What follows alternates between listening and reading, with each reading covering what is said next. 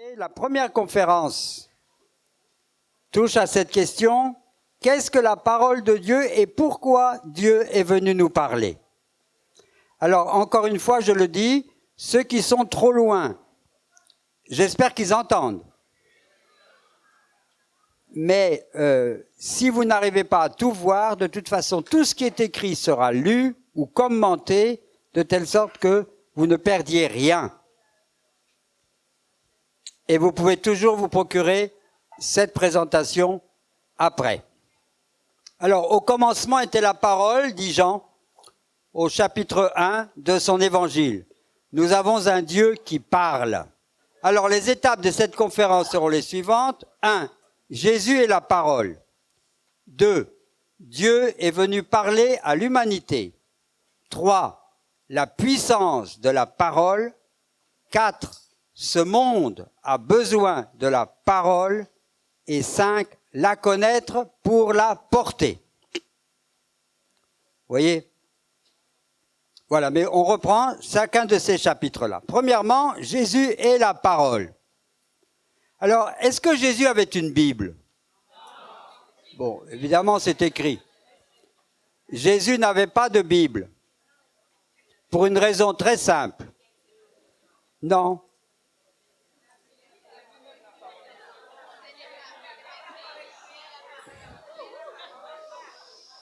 Il n'avait pas de Bible parce que les Bibles individuelles n'existaient pas. Il n'y avait pas de livre. L'imprimerie n'avait pas encore été découverte avec M. Gutenberg. Et donc, personne n'avait de livre chez soi. Et je vous ai montré hier, vous pourrez revoir, ce que c'est qu'un papyrus de l'époque de Jésus ou peu après. C'est quelque chose que peu de copistes savaient faire et on les faisait surtout pour les temples et les maisons de prière. Vous avez sur l'image, là, une Torah, un rouleau de la loi. Alors, Jésus connaissait ce rouleau-là, il l'a ouvert quand il est allé dans la synagogue, mais lui n'en possédait pas. Cependant, il connaissait par cœur les Écritures. Et particulièrement le Pentateuque, la Torah, c'est-à-dire les 5 premiers livres de la Bible de l'Ancien Testament. Quand il veut répondre à Satan dans le désert, qu'est-ce qu'il utilise? Le Deutéronome. Quand il ouvre son ministère par la parole, en Luc 4, 18, qu'est-ce qu'il utilise? Isaïe. Quand il commente la parole dans son sermon, on vous a dit, moi je vous dis, il n'arrête pas de citer la parole. Il répond aux scribes par la parole. Il explique sa souffrance par la parole, dans Luc 24, aux disciples d'Emmaüs, pour expliquer qu'il fallait qu'il souffre, il a utilisé la parole, l'écriture. On appelait ça l'écriture, ou on pouvait encore dire la loi et les prophètes, qui étaient les 2 grandes étapes de l'Ancien Testament. Donc Jésus connaissait. Et d'ailleurs, les seules études qu'on faisait à l'époque, c'était des études sur la parole. Et à 12 ans, Jésus est devenu un maître de la loi. Et il avait la possibilité de lire la parole publiquement dans la maison de prière, la synagogue. Alors, vous regardez dans Matthieu, c'est pas la peine de tout prendre, hein, toutes ces citations où Jésus prit la parole. Dans Saint Marc, dans Saint Luc et dans Saint Jean. Il cite la Genèse, l'Exode, les Nombres, le Lévitique, le Deutéronome, donc ça c'est les 5 premiers, les livres de Samuel et des rois, les psaumes, Isaïe, Jérémie, Daniel, Osée, Jonas, Zacharie, Malachie. Tous ces textes-là du Premier Testament sont cités par Jésus dans son enseignement. Il connaît Adam, Ève, Noé, Abraham, Isaac et Jacob, Moïse, David, Salomon, les prophètes déjà cités. Bref, Jésus connaissait les Écritures comme peu de gens les connaissent. Alors, si avec ça, on dit que les Écritures s'est dépassé, c'est qu'on n'est pas au point, quoi. Vous voyez? C'est là-dessus qu'il s'appuie, tout le temps. C'est formidable. Alors, elles sont essentielles pour qu'il explique sa personne, sa mission et son destin. Grâce à l'écriture, il fait connaître aux gens sa personne, sa mission et son destin. Et dans tout cela, quand on dit la parole, on veut dire ce que nous appelons l'Ancien Testament, mais qui n'est pas si ancien que cela. Et les apôtres et les écrivains du Nouveau Testament connaissaient extrêmement bien la parole de Dieu. Elle est constamment citée. Si nous comprenons peu le livre de l'Apocalypse, c'est parce que nous ne connaissons pas l'Ancien Testament. Toutes les images, tous les chiffres, tous les symboles sont dans le Premier Testament. Alors à nous, ça nous paraît bizarre, ce cheval noir, ce cheval vert, ce cheval blanc, ce cheval rouge. On est perdu parce qu'on ne connaît pas l'Ancien Testament. Et c'est pas de la faute de l'Apocalypse, c'est notre faute à nous. Bien. Alors, la parole sur laquelle Jésus s'appuie, c'est quoi? C'est ce que nous appelons l'Ancien Testament. Et on comprend la parole de Saint Jérôme, ignorer l'Ancien Testament, c'est ignorer le Christ. C'est aussi simple que ça. Alors, ça c'était mon premier chapitre. Deuxième chapitre, Dieu est un Dieu de la parole. Il est venu parler avec nous. Pourquoi Dieu est venu nous parler? Déjà, tout dans la nature parle de Dieu. Tout porte la marque de son génie. Regardez les arbres, regardez les oiseaux, regardez les poissons, regardez les animaux, regardez même les moustiques. Ah non, moi je suis dans l'émerveillement, vous vous rendez compte que ça vole? Ce petit truc-là que vous écrasez entre deux doigts, c'est vivant. Non mais essayez d'en faire autant. Essayez d'en faire autant, vous. Voilà ce que dit la lettre aux Romains au chapitre 1, verset 20. Ce qu'il est et qu'on ne peut voir est devenu visible grâce à la création de l'univers. Et l'on connaît à travers ses œuvres son éternité, sa puissance et sa divinité. C'est ça qui est extraordinaire. Tout parle de Dieu, même votre visage. Mais si, vous savez que vous avez été fait à l'image de Dieu. Faut pas l'oublier, hein. Et même le voisin. Et donc, en regardant une personne humaine, on voit quelque chose de Dieu. Ça peut être quelquefois même de la souffrance de Dieu à cause du malheur de ses enfants. Ça peut être la joie de Dieu à cause au moment où une maman met son enfant au monde. Tout parle de Dieu, puisque tout vient de Dieu. Et tout exprime la beauté, la grandeur, la puissance, la bonté, la vérité de Dieu. Alors pourquoi il est venu nous parler? Eh bien parce que, comme des crétins, on a regardé la nature et au lieu de dire ça vient de Dieu, on a fait de la nature des idoles. Vous voyez, comme dit la lettre aux Romains au chapitre 1, versets 23-31, ils ont même remplacé le Dieu de la gloire, le Dieu qui ne passera pas, par des images de tout ce qui passe, des images d'hommes, d'oiseaux, de bêtes ou de serpents. Alors que tout ça parle de Dieu, on s'arrête à ça, on dit ça c'est Dieu. De même que les Hébreux, dans le désert, disent à Aaron, le Dieu de Moïse, on ne le voit pas, faut qu'il monte là-haut dans les nuages pour le voir et nous on voit rien, fais-nous un Dieu qu'on voit. Et ils font leur or, et il fait un truc qui ne tient pas debout, et ils disent c'est toi notre Dieu. Voilà. Donc, alors que tout dans la nature parle de Dieu, malheureusement, nous nous arrêtons à ce que nous voyons sans comprendre que c'est une image, une expression de Dieu, et alors on en fait des idoles. Et c'est pourquoi Dieu est venu à notre secours. Et vous voyez ce que dit la lettre aux Hébreux au chapitre 1, versets 1 et 2.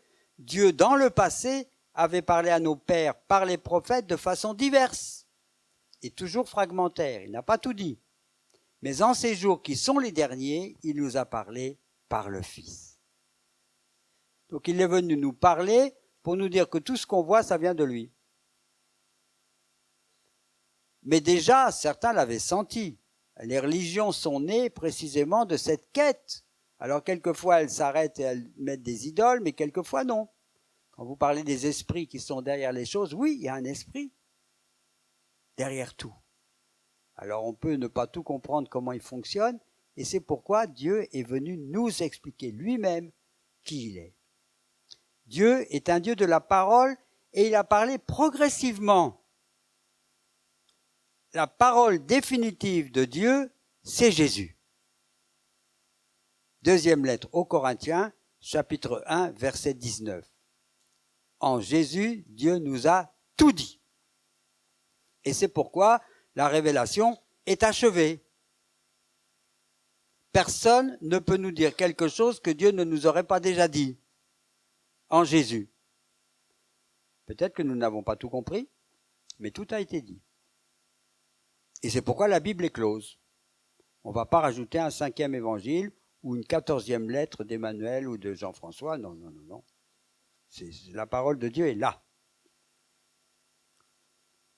Alors, ce Dieu qui est venu parler parmi nous fait que nous ne sommes pas, contrairement à ce que les médias disent, nous ne sommes pas une religion du livre. Nous sommes une religion de la parole. Parce que même si la Bible exprime la parole de Dieu mise par écrit, Dieu continue de parler. Est-ce que Dieu vous a pas parlé ce matin?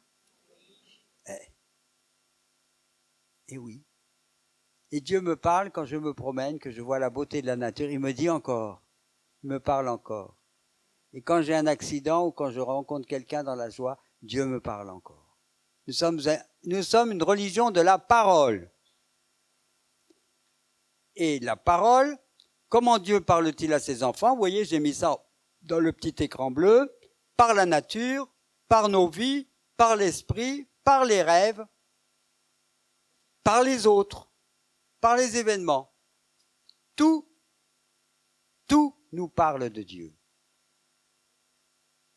Nous sommes une religion donc de la parole. Alors la puissance de la parole, ça c'est le 3e chapitre, parce que ça c'est quand même très important. Comme dit Saint Jean au chapitre 1 de son évangile, versets 1 à 3, au commencement était le Verbe, et le Verbe était auprès de Dieu, et le Verbe était Dieu. Il était au commencement auprès de Dieu, l'univers n'a existé que par lui, et rien n'a existé sans lui. C'est pas une parole puissante, ça? En Dieu, la parole crée. Et vous voyez, au commencement, Dieu créa le ciel et la terre. Dieu dit que la lumière soit, et la parole et la lumière fut. Donc la parole de Dieu crée la lumière. Il n'y a pas plus puissant que ça. Elle crée à partir de rien tout. Vous voyez? Et d'ailleurs, c'est le mot hébreu pour parole qui est davar. C'est le même mot qui dit faire. Car dire, c'est faire pour un hébreu. C'est assez impressionnant de voir cette qualité-là. La puissance de la parole, nous l'avons lu ce matin dans le livre d'Isaïe au chapitre 55, versets 10 et 11. De même que la pluie et la neige descendent des cieux et n'y retournent jamais sans avoir arrosé la terre, sans l'avoir fécondée, sans l'avoir fait germer pour fournir la semence au semeur et le pain à manger, ainsi en est-il de la parole qui sort de ma bouche. Elle ne revient pas vers moi sans effet, sans avoir accompli ce que j'ai voulu et réalisé l'objet de sa mission. La parole qui a tout créé est puissante aujourd'hui encore. Et le nom de Jésus est puissant. Et en hébreu, dans la Bible, dire le nom de Jésus, c'est dire Jésus. Quand on invoque son nom, c'est lui qu'on invoque. Quand on chante son nom, c'est lui qu'on invoque. Quand on dit que Dieu soit sanctifié, que ton nom soit sanctifié, que tu sois sanctifié, c'est-à-dire que tu sois glorifié, que tu sois connu. Le nom, c'est la personne. C'est pourquoi d'ailleurs, quand les démons veulent dire qui est Jésus, il leur dit taisez-vous. parce qu'ils vont mal annoncer qui est Jésus. Ils vont nous faire croire ce que Jésus n'est pas. Alors la puissance de cette parole, vous la voyez dans Jésus, dans les évangiles tout le temps. Tais-toi, sors de cet homme. Matthieu 1, 25. Premier miracle dans l'évangile selon saint Marc. Marc, pardon, oui, vous avez raison.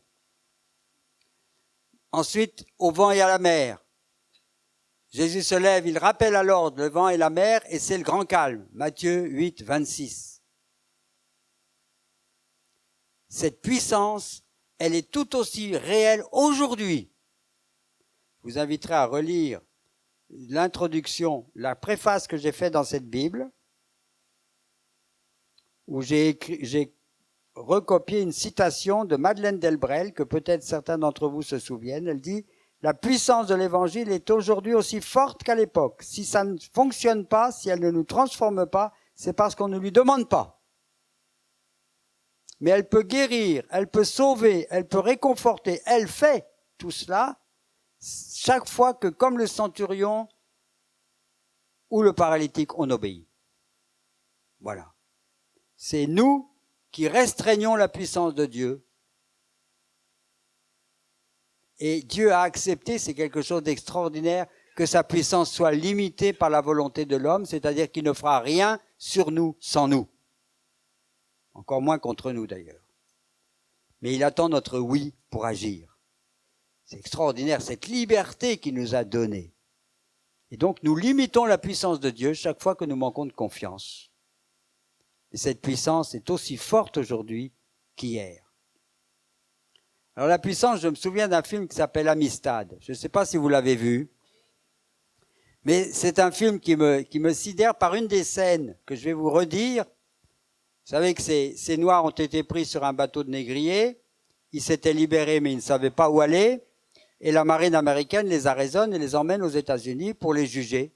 S'ils sont libres, on les renvoie. S'ils sont esclaves, on les remet dans les mains de leur maître. C'était la loi américaine. Et donc, pendant le procès, ils sont dans la prison. Et un jour, ils sont visités par un groupe de chrétiens. J'ai l'impression que ça ne devait pas être trop des catholiques parce qu'ils avaient la Bible sous le bras.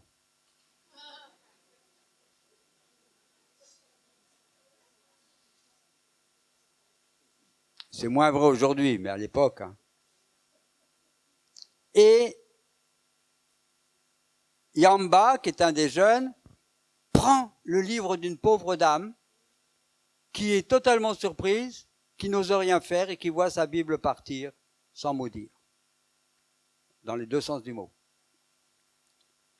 Et Cinqué commence à regarder cette Bible, qui est une Bible du XVIIe, avec des estampes. Tout le monde dort dans la salle commune, sauf lui. Et Yamba, je dis. Et puis Cinqué lui dit, fais pas le malin. Tu sais pas lire, tu connais pas l'anglais, dors comme tout le monde. Et Cinqué lui dit, non, viens voir. Je crois que je commence à comprendre. Et il tourne les pages du livre. Regarde, ce peuple souffre, c'est comme nous. Regarde, cet enfant qui vient de naître, on dirait que tout va changer. Regarde, partout où il va, le soleil le suit. L'auréole derrière Jésus. Regarde, il bénit les enfants, c'est les mamans qui les apportent. Regarde, il protège cette dame contre celles qui veulent la tuer. Regarde, il marche même sur la mer. Regarde, tout le monde peut manger. Et c'est curieux, on dirait qu'il y a des gens qui veulent le tuer. Alors Cinqué lui dit, oh, peut-être qu'il a fait une bêtise. Pourquoi tu dis ça? Qu'est-ce qu'on a fait, nous? Il s'identifie. Regarde comment ils l'ont tué. Alors on voit la croix et les dos. Et Cinqué dit, bah oui, qu'est-ce que tu veux? C'est peut-être une belle histoire, mais ça se termine mal. Non, non, non. Il dit, c'est pas fini. Regarde, il est vivant là de nouveau. Regarde comme ses amis sont heureux. Et puis voilà, il monte au ciel.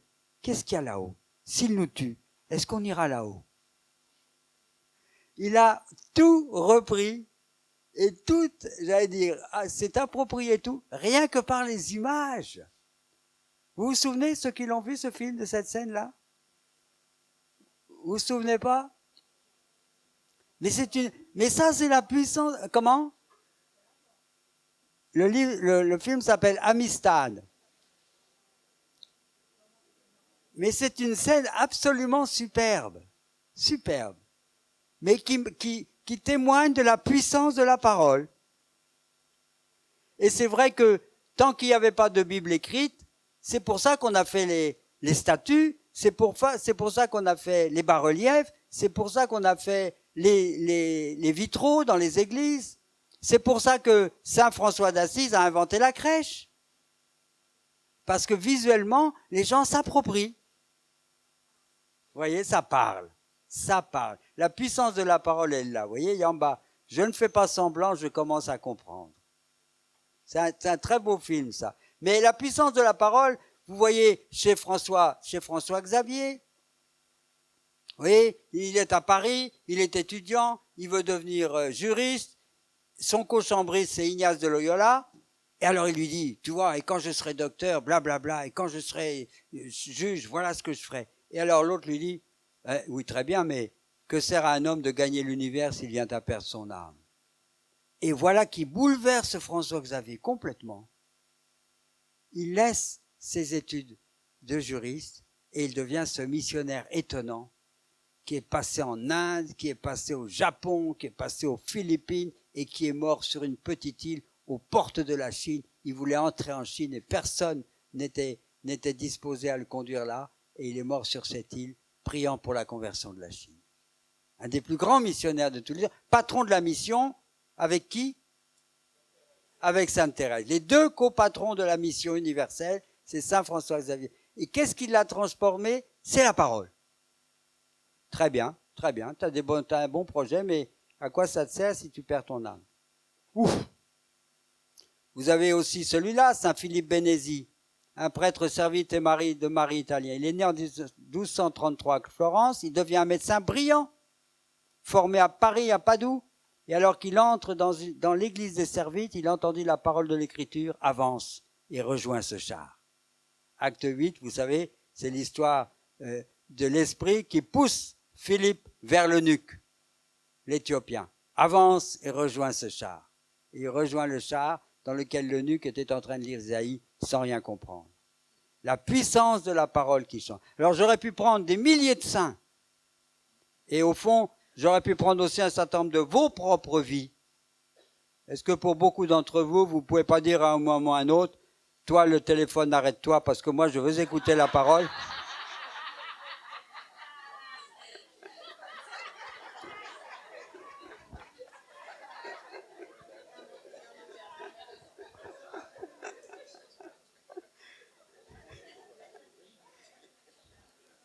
Oui, ça fait partie de la conférence. Et donc, la puissance de la parole, elle est là aujourd'hui comme hier. Elle est là aujourd'hui comme hier. La puissance de la parole, vous la voyez là. Ça, je pense que ça devait être je me demande si c'est pas Partage et Vie. Une communauté là. Comment ça s'appelle là? Vie et Partage. Voilà. Hein? Et puis vous voyez en bas, regardez cette estampe là, en bas de ces Africains qui écoutent la parole sur la pirogue. Ce que Jésus produit en nous. Moi, je l'ai vu dans les jeunes de la JOC, qui n'avaient jamais entendu parler du bon Dieu, et qui, avec la parole, voyaient leur vie se transformer et leur confiance revenir. Je l'ai vu en Afrique, avec cette capacité qu'ont les Africains de danser, de chanter la parole, de lire un texte et d'en parler pendant 4 heures. Pendant 4 heures. Toute une veillée funèbre. Il n'y a pas de rhum, il n'y a pas de cartes, il n'y a pas de jeu de cartes, il n'y a rien du tout. Il y a la parole, on chante et on danse et chacun s'exprime sur la parole et c'est toujours assez superbe. Et votre progrès dans la prière, est-ce que ça n'est pas un progrès dans l'écoute de la parole? Voilà. La puissance de la parole, elle est toujours nouvelle pour nous. Elle est toujours nouvelle pour l'Église. Elle nous fait toujours avancer. Je vais y revenir, ça, parce que cette parole de Jésus, elle est totale et pourtant, au fur et à mesure que le monde avance, nous la comprenons mieux. Vous voyez, je suis quand même étonné. Pierre a passé 3 ans avec Jésus. Bon, il a renié, c'est vrai. Bon, mais après il est revenu. Et Jésus lui a dit, je t'ai pas encore tout dit, l'Esprit Saint t'expliquera. L'autre jour de la Pentecôte, il n'a pas encore idée qu'il va baptiser des païens.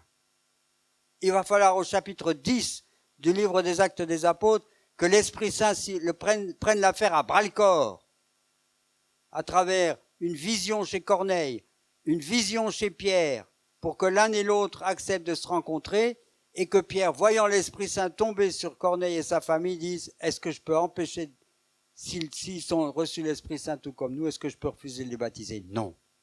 Il a progressé dans la connaissance, Pierre. Il a progressé dans la parole de Dieu a été nouvelle pour lui chaque jour et pour nous. Je pense à la violence. Nous savons aujourd'hui, mais Jésus l'avait déjà dit que c'est pas l'épée qui change le monde, que c'est pas le mal et la guerre qui changent le monde. Mais qu'est-ce qu'on en a fait comme guerre au nom de la religion et de la foi?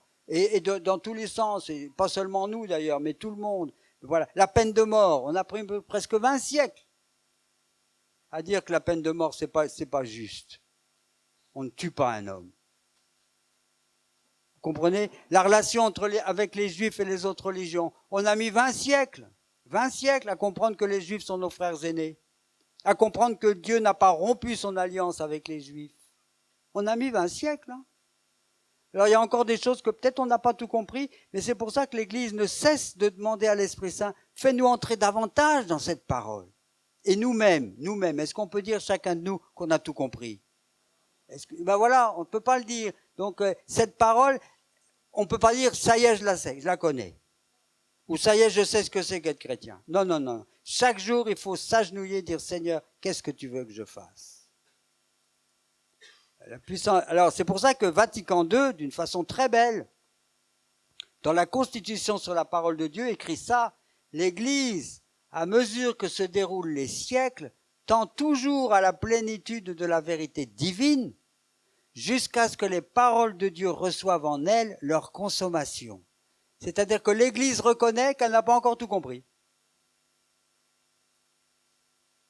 La vérité, nous ne la possédons pas. La vérité, c'est le Christ. Mais qui possède le Christ? Personne. Oui, si on dit la vérité, c'est le Christ, mais c'est pas moi. Je ne peux pas dire j'ai la vérité et donc tous les autres ont tort. C'est plus possible cela. Et 20 siècles d'histoire de l'Église doivent nous apprendre à cette humilité-là. Il ne s'agit pas de rejeter ce que nous croyons, mais là, dans la pratique, dans la manière de mettre en pratique, de nous faire des petites cases où on dit, ben Jésus, là c'est dans cette pièce-là, tu ne vas pas rentrer parce que ça c'est à moi. Vous voyez, petit à petit, il faut éliminer ces zones d'ombre-là, qui ne sont pas conformes à la plénitude de la révélation. Et seul l'Esprit Saint nous y conduit, l'Esprit Saint et la parole, parce que c'est les mêmes. J'ai encore beaucoup de choses à vous dire, mais vous n'avez pas la force de les entendre maintenant.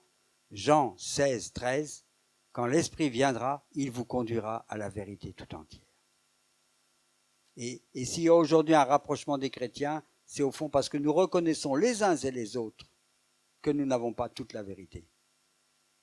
Que la vérité c'est le Christ, mais qu'il est bien supérieur à nous, que nous n'avons pas encore tout compris du Christ. Alors, que ce monde ait besoin de la parole, chers amis, c'est pas la peine de s'étendre beaucoup, mais quand je vois la Guyane et son insécurité, quand je vois les enfants au Stade de France, laissez-moi vous raconter ça, parce que c'est une expérience très belle que j'ai faite. Quand j'étais à Paris, j'étais membre du Secours populaire français. Le Secours populaire français, ça a été créé après la guerre par le Parti communiste français, figurez-vous. Il y a de tout là-dedans, puisque moi j'étais membre du comité national et on était déjà 3 prêtres. Mais c'est quelque chose qui n'est pas catholique. Et au fond, j'aimais ça parce que avoir les 2 pieds dans l'église, ça fait trop, quoi. Vous avez un pied dans la vie, vous avez du travail, vous avez un quartier, mais nous, les prêtres, on peut penser qu'on a les 2 pieds dans l'église et on ne connaît finalement que 15% de la population. Et donc, c'était important pour moi d'avoir un pied ailleurs. J'ai accepté d'être au Secours populaire. En l'an 2000, on a voulu faire un gros coup. On a amené 50 000 gamins au Stade de France. Vous imaginez la joie de ces bouts de choux, depuis la Corse, depuis Lille, depuis Strasbourg, depuis Toulouse, depuis Biarritz. Et alors, le matin, ils visitaient différents lieux de Paris, et l'après-midi, ils se retrouvaient au Stade de France, devinez avec qui? Avec Zidane. Mon Dieu! Alors moi, le matin, j'étais chargé d'accueillir les trains qui arrivaient de la gare de Lyon et de les mettre dans les métros correspondants. Les uns allaient à Matignon, ils sont allés voir Martine Aubry. comme il y avait des petits fours, elles lui ont demandé est-ce que c'est toi qui les as faits. À Jack Lang, ils lui ont demandé s'il était américain. Enfin bon, vous savez, pas dégonflé les gars. Et l'après-midi au stade. Moi, j'avais rien à faire là. Mon travail, c'était Gare de Lyon le matin et le soir. J'avais rien à faire. C'était une belle fête. Et en même temps, je me disais, mon Dieu, si on était conscients tous que ces enfants sont les enfants de Dieu, que Dieu les aime, que c'est Dieu qui les rassemble, que Dieu est leur force pour affronter les difficultés de la vie, on aurait fait une fête beaucoup plus belle. Mais le secours populaire ne regarde pas cette dimension des gamins. On a fait une belle fête, mais moi j'ai trouvé qu'il manquait quelque chose. Je ne pouvais pas le dire complètement, mais j'ai ressenti ça. Si on connaissait Dieu, si on vivait comme Dieu, on ferait grandir nos enfants autrement. Voilà. Donc là, le monde a besoin de la puissance de la parole de Dieu. La Chine et sa puissance, vous comprenez, ça peut devenir tout à fait écrasant si elle ne reconnaît pas cette fraternité universelle. Mais il en va de la Chine comme de l'Amérique ou comme de la France, ne vous y trompez pas. Le Proche-Orient et sa désespérance. Vous voyez, le monde a besoin de la puissance de Dieu. Et c'est nous qui avons reçu cette parole. Qu'est-ce qu'on en fait? Qu'est-ce qu'on en fait? Dire que ce monde n'a pas besoin de la parole, c'est faire l'autruche, c'est mettre sa tête dans le sable. Comment? Qu'est-ce qu'il ne voit pas? Ah, allô? Oui, oui, je verrai tout à l'heure. Hein. Oui, non, je verrai tout à l'heure. Pour un direct, je verrai tout à l'heure. Bon. Et donc là, vous voyez, donc le monde a besoin de cette parole. Face au manque de repères, il a besoin des 10 commandements. Face à la violence, il a besoin des béatitudes. Face à la souffrance, il a besoin de regarder le Christ en croix. Face au désespoir, il a besoin de regarder le Christ ressuscité, de connaître le Christ ressuscité. Vous voyez? Voilà. Toutes les difficultés humaines ont en Dieu leur solution, leur vérité, leur chemin, leur destin, leur victoire. Et donc, il s'agit de connaître la parole pour la donner. Et c'est pour ça qu'il est si important, nous, de la connaître. Vous voyez, quand Jésus veut expliquer aux disciples d'Emmaüs qu'il fallait qu'il souffre pour entrer dans la gloire, il n'a pas fait un sermon avec ses idées à lui, il a repris la parole. Je suis sûr qu'il a utilisé l'histoire de Joseph, vendu par ses frères, et puis qui devient le sauveur de ses frères. Je suis sûr qu'il a relu Isaïe 52, 13 ou jusqu'à 53, 12. Le serviteur souffrant, nous croyons qu'il était abîmé à cause de nos fautes, mais en fait, c'est pour nous qu'il souffrait. Et Dieu a accueilli et il l'exaltera. Vous voyez ce que je veux dire? Il a utilisé les paroles. Donc, comment peut-on, effectivement, donner la parole si on ne la connaît pas? Philippe est l'eunuque éthiopien, vous voyez bien? Je reviens à ce qu'il disait tout à l'heure. Avance et rentre dans le char. Mais une fois qu'il est rentré, il explique le texte d'Isaïe. Et c'est ça qui fait que l'Éthiopien devient croyant. L'enfant qui dit à sa maman, lis avec moi, explique-moi. Combien d'enfants auxquels on donne la Bible dans nos catéchismes ici, quand ils rentrent chez eux, disent, maman, explique-moi. Et combien de mamans prennent le temps? Et si la maman ne sait pas ouvrir la Bible, si elle ne sait pas comment trouver. Vous voyez donc, c'est vraiment pour donner la parole, pour donner espérance à ce monde, nous avons besoin de connaître la parole de Dieu. D'être capable, quand on nous pose une question, de dire, ah tiens oui, ah ben ça, regarde cette parabole de l'enfant prodigue, regarde cette parabole de Nathan, regarde cette histoire de David, regarde cette histoire de Jonas, regarde cette histoire de Ruth et sa belle-mère, regarde, vous voyez ce que je veux dire? Voilà. La plus belle fille du monde ne peut donner. Donc, connaître la parole pour la donner, ça suppose de contempler le Christ en contemplant la parole. Il ne faut pas multiplier les prières qui n'écoutent pas la parole. Vous voyez, la demande des Grecs, nous voulons voir Jésus. C'est la demande secrète de beaucoup. Et nous ne conduisons pas les gens à l'église, nous conduisons les gens à Jésus. conduisons les gens à Jésus. Mais le Jésus que j'aime, j'ai envie de le faire connaître. Le Jésus dont j'ai peur ou que je connais pas ou dont j'ai simplement quelques notions catéchétiques assimilées quand j'avais 12 ans, ça ne me permet pas de conduire les gens à Jésus. Notre témoignage, que vaudrait-il si nous-mêmes, nous n'étions pas sans cesse en relation avec le Christ, et d'abord par la contemplation. Ce que vous avez fait ce matin, vous allez voir qu'on va vous demander de le faire pendant les 2 années qui viennent, régulièrement. Lire la parole avec un crayon, prendre le temps, écrire, prier, de telle sorte que ça rentre dans notre cœur et qu'on ait envie d'en parler aux autres. Pas seulement lire là pour dire ça y est, j'ai lu le texte de l'évangile pour la messe, on arrive à la messe, on ne sait même plus ce qu'on a lu. Contempler le Christ, le pape Jean-Paul II parle du témoignage des évangiles comme programme de l'Église. Programme de l'Église. Au fond, si Jésus connaissait le Pentateuque par cœur, nous devrions connaître les 4 évangiles au moins par cœur. Au moins. Vous voyez, il faut arrêter de dire, ah oui, il y a un endroit où il parle d'une femme adulte. Mais c'est où, mon Dieu, je ne sais plus. Comprenez? Là, on n'est pas croyant, on n'est pas crédible, je veux dire. Alors, c'est un travail, mais c'est peut-être parce qu'on n'a pas fait ce travail-là suffisamment que finalement notre dynamisme missionnaire, il n'est pas bien fort non plus, quoi. Le visage du Christ bon, le visage de souffrance, le visage de ressuscité, c'est tout cela qu'il faut que nous assimilions de plus en plus pour donner la parole. Nous ne pouvons donner au monde que ce que nous avons. Connaître la parole pour la donner, l'invitation, c'est de manger le livre. Mange le livre. Déjà Ézéchiel 3. Et puis Apocalypse 10, 8 à 11. Mange le livre. Ça veut dire quoi? Ça veut dire qu'il faut digérer.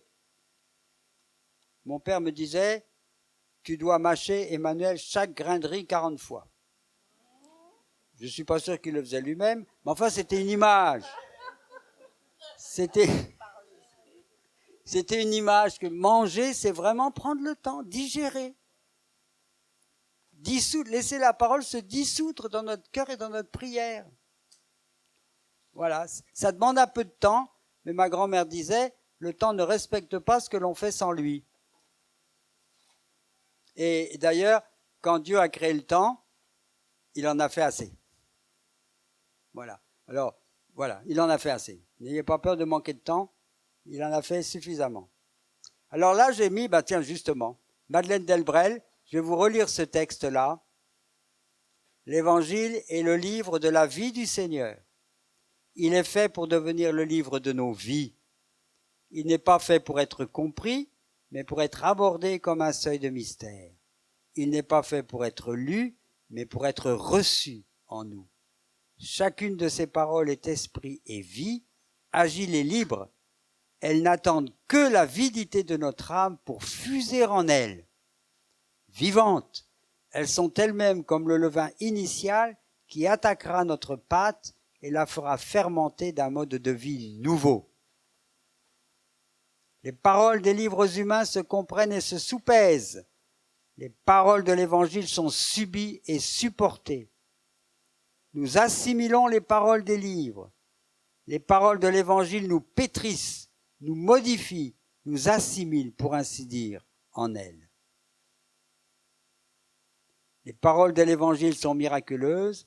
Elles ne nous transforment pas parce que nous ne leur demandons pas de nous transformer, mais dans chaque phrase de Jésus, dans chacun de ces exemples, demeure la vertu foudroyante qui guérissait, purifiait, ressuscitait, à la condition d'être vis-à-vis de lui comme le paralytique ou le centurion, d'agir immédiatement en pleine obéissance. L'évangile de Jésus a des passages totalement mystérieux.